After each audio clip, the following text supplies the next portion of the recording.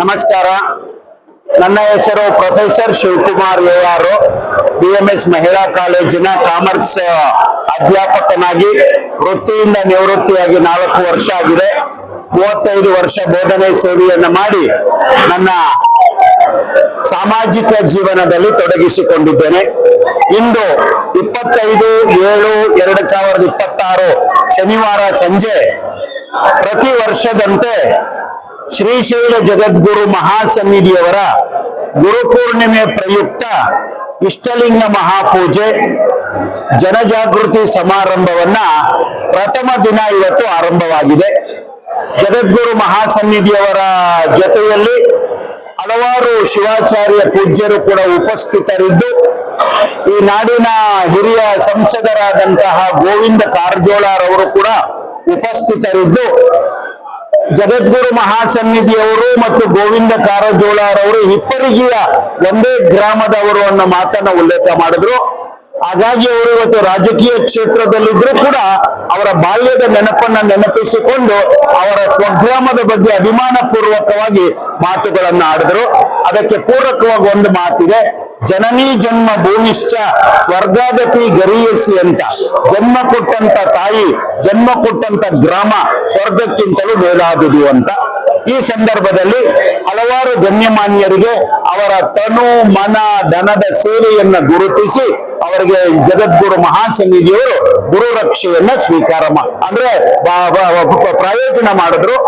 ಹಾಗಾಗಿ ಇವತ್ತು ಪೂಜಾ ಬಳಗದಲ್ಲಿ ನಮ್ಮ ಗುರುಶಾಸ್ತ್ರಿಯವರಿದ್ದಾರೆ, ವಿಶೇಷವಾಗಿ ನೋಡಿ ನಮ್ಮ ಚಂದ್ರಶೇಖರಯ್ಯನವರಿದ್ದಾರೆ, ಅದ್ಭುತವಾದಂತ ಸೇವೆಯನ್ನ ಮಾಡ್ತಾರೆ. ಹಾಗಾಗಿ ನಮ್ಮೆಲ್ಲ ಹಿರೇಮಠ ಅವರಿದ್ದಾರೆ ಮತ್ತು ಆ ಸಹೋದರಿ ನೇತ್ರಾವತಿ ಇದ್ದಾರೆ, ಮಹಾಸಭೆಯ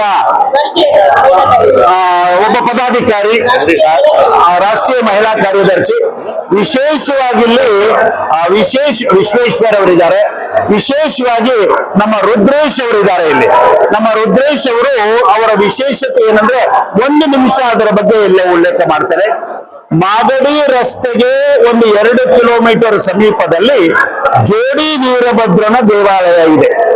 ಆ ದೇವಾಲಯಕ್ಕೆ ನಾನು ಕೂಡ 10 ಬಾರಿ ಭೇಟಿಯನ್ನ ಕೊಟ್ಟಿದ್ದೇನೆ. ದೇಶದ ನಾನಾ ಭಾಗಗಳಲ್ಲಿ 100 ವೀರಭದ್ರನ ದೇವಾಲಯಗಳಿದೆ.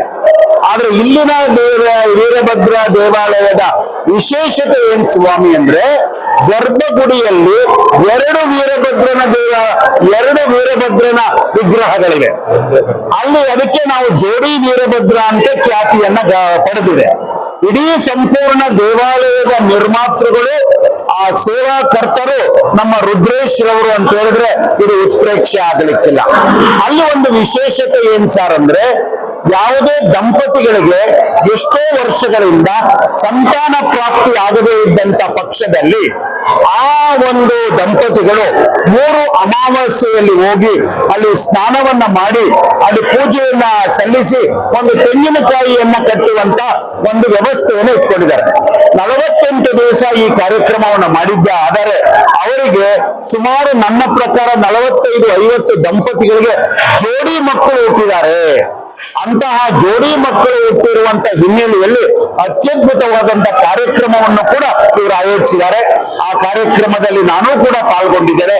ಅದರಲ್ಲೂ ಇವರು ವಿಶೇಷವಾಗಿ ಶಿವರಾತ್ರಿ ಹಬ್ಬದ ಕಾರ್ಯಕ್ರಮ ಮಾಡ್ತಾರೆ. ಸಾವಿರಾರು ಜನಕ್ಕೆ ದಾಸೋಹದ ಸೇವೆಯನ್ನ ಮಾಡ್ತಾರೆ. ಆ ಕ್ಷೇತ್ರದ ಬಗ್ಗೆ ಹೇಳ್ತಾ ಹೋದ್ರೆ ಬೇಕಾದಷ್ಟಿದೆ. ಅದರಲ್ಲಿ ನಮ್ಮ ಮನೆಯ ದೇವರು ಕೂಡ ವೀರಭದ್ರ, ಹೊಸಕೋಟೆ ಕೋಲಾರದ ರೋಡಲ್ಲಿ ಬರುವಂತಹ ರಸ್ತೆಯಲ್ಲಿ ಬರುವಂತಹ ಮುಗಬಾಳದ ವೀರಭದ್ರ. ಹಾಗಾಗಿ ವೀರಭದ್ರನ ಚರಿತ್ರೆ ಬೇಕಾದಷ್ಟಿದೆ.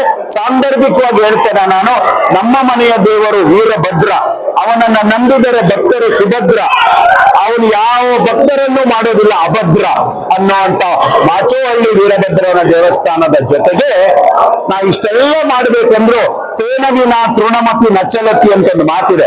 ಅದಕ್ಕೊಂದು ಪೂರಕವಾಗಿ ನಾನು ಒಂದು ಮಾತು ಹೇಳ್ತೇನೆ. ಪ್ರತಿಯೊಂದಕ್ಕೂ ಭಗವಂತ ಸೂತ್ರ, ನಮ್ಮದು ಪಾತ್ರ, ಸಮಾಜದ ನೇತ್ರ, ನಮ್ಗೆ ಬೇಡ ಜೀವನದಲ್ಲಿ ಆತ್ರ, ಬೆಳೆಸಿಕೊಳ್ಳಬೇಕು ಜ್ಞಾನದ ಗಾತ್ರ, ಸಮಾಜದಲ್ಲಿ ಆಗಬೇಕು ಎಲ್ಲರಿಗೂ ಆಪ್ತ ಮಿತ್ರ, ಭಗವಂತ ಕೊಟ್ಟಿದ್ದಾನೆ ನಮ್ಗೊಂದು ಗೋತ್ರ, ನಮ್ ಜೀವನವೇ ಒಂದು ಯಾತ್ರ, ಅದಾಗಬೇಕು ಪವಿತ್ರ ಪವಿತ್ರ ಪವಿತ್ರ. ಮೊದಲ ಪವಿತ್ರ ಕಾರ್ಯಕ್ರಮದಲ್ಲಿ ಪಾಲ್ಗೊಂಡಿದ್ದೇವೆ. ನಮ್ಮ ನುಡಿ ಮುತ್ತುಗಳನ್ನ ಕೇಳುವಂತ, ಅದನ್ನು ದಾಖಲೆ ಮಾಡಿಕೊಳ್ಳುವಂತ ಇಂಥ ಸದಾವಕಾಶವನ್ನ ಕಲ್ಪಿಸಿಕೊಟ್ಟಂತ ವಸಂತ ಬಾಬುರವರಿಗೆ ಧನ್ಯವಾದಗಳು, ಕೃತಜ್ಞತೆಗಳು. ನಿಮ್ಮ ಪ್ರೀತಿಯ ಸ್ಪಂದನ ನಮ್ಗೆ ಬಹಳ ಚಂದನ. ನಿಮ್ಗೆ ಮಾಡಬೇಕು ನಾವು ಆತ್ಮೀಯ ವಂದನ. ಹೀಗೆ ಇರಲಿ ನಮ್ಮ ನಿಮ್ಮ ಬಂಧನ ಅನುಬಂಧನ. ಈ ಕ್ಷೇತ್ರದಲ್ಲಿ ನೀವು ಸೇವೆ ಸಲ್ಲಿಸ್ತಾ ಇದ್ದಾರೆ.